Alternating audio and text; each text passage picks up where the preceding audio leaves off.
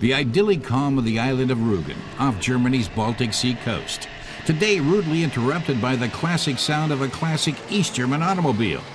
During the communist era, the roads here were dominated by the rattling of two-stroke engines. Wartburgs, Melkus, Simpsons, MZs, or that most iconic East German car, the Trabant. Our classic car expert Christoph Bauer feels a bit sorry for the good old Trabi. It spent decades pottering along the roads of East Germany, choking pedestrians with its exhaust, but getting an entire country on the move. And in return, it was ridiculed. Some automotive milestone. When the first Trabant was launched in 1957 under the name P50, it could hold its own against West German models. Its 13 kilowatts may not have been a threat to the Goggomobil or the VW Beetle, but the latter certainly didn't leave its eastern cousins in the dust, at least not until later. The model Christoph's driving is the P601. Built in 1990, it was one of the last Trabis ever made. The engine hadn't changed since 1969, a two-stroke unit with 600 cc's and just 26 horsepower. Not exactly state-of-the-art as the 1990s dawned. The communist revolution was deemed more important than any automotive evolution. Cars essentially remained all about function rather than form. The Trabi's design barely moved on after 1964, and its engine setup soon became outdated. In the West, two-stroke engines were primarily associated with motorbikes and lawnmowers. But the Trabi was ideal for East Germans vacationing in neighboring communist countries. The antiquated leaf springs coped with bumpy pavement, and a top speed of 110 kilometers per hour was enough on many Eastern European roads. It didn't get you there fast, but it got you there.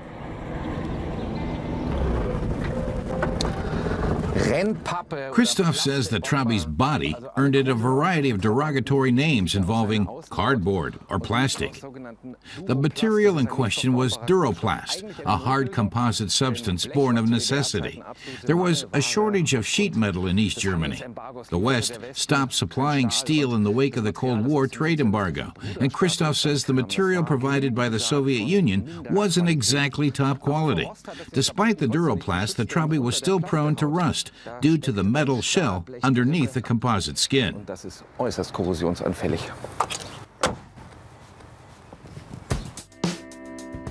S stands for Sachsenring, the state-owned company that built the Trabant. VEB Sachsenring was based in the city of Zwickau in Saxony.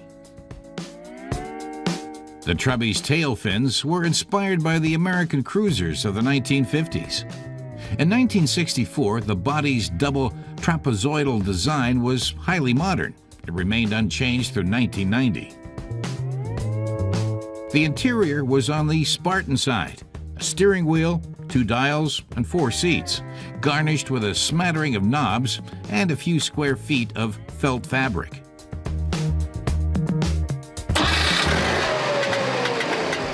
Under the hood was the 2-cylinder 2-stroke engine with a 0.6-liter displacement and that familiar putt-putt sound.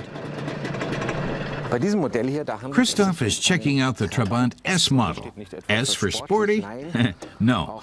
It too has the standard 2-stroke engine with 26 horsepower. The S stands for Sonderwunsch, or special option. The optional extra in this case is a little compartment under the dashboard. There's no fuel tank display, however.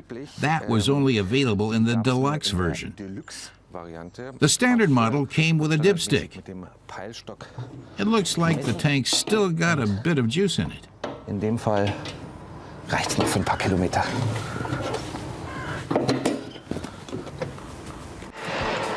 After a promising start, the Trabant P601 had the potential to keep pace with the Western European competition. But it enjoyed precious little technical evolution in the course of its 24-year production run. The communist leadership believed such modernization was superfluous. Christoph says the communist planned economy didn't plan very far. Functionaries gave the Trabi an expected lifetime of just 7 years, particularly frustrating when there was a 12-year waiting list to get one. In fact, Trabis lasted an average of 28 years on East German roads. The car's big advantage was its simple engineering, which meant people could fix things themselves. Except the waiting list for spare parts was also extremely long. Many drivers would give their proud possession a real waxing and pampering even before taking it out on its maiden run. At the back of their minds was the thought of the dreaded waiting list to get a replacement.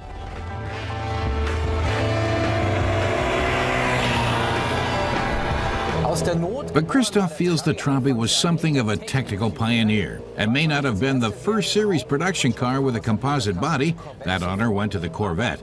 But with 3.2 million units built, it enjoyed the highest production. So it deserves to be called a milestone in automotive history. So if you can cope with the two-stroke technology and also have a soft spot for old-school purism, you could do worse than try out a Trabi. After all, what other modern classics can you get in decent condition these days for under 3,000 euros?